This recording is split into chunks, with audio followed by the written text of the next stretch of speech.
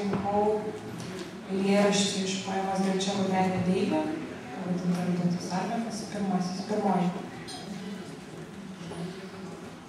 Mirties žadėto vaisiaus paragavęs ir gerdama šio rudenio lašus, dar pagalvojau, sidabrotas klevė, kodėl į žemę aš nepanašus, spindėjimu, o atšvaitė auksinis, mūsų sielom žaidės, dangus be pabaigos, o tolumos viliojime, jaunystėj kartą aš regėjau žiogą, žalioj laukų platybėj nusimetęs, jis dievų.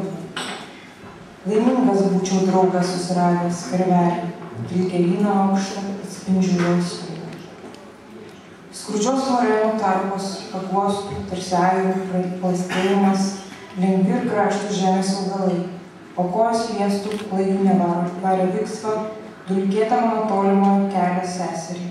Buvai, o siela, gimtųjų židinių ugnie pamėlus, žemėj varpučio širdį yra dar žiedas, upės, jų šešėliai nemiršta ir nenukrenta, naktyje šlama, vasarą, talekų žydėjimo bijokių. Kad ar sakai, ties šulinių paniurė vėliai. Iš diemedžių laukinių, iš javų, jos kaklas, akis įkreipia, nubudusi žiūri galvą lenkdama, ji viską žino. Diadema žydinčia ir balsą, dievams žadi po žemę. Rožė šešėlių baltą, galėtų gaubti sielos paslaptis.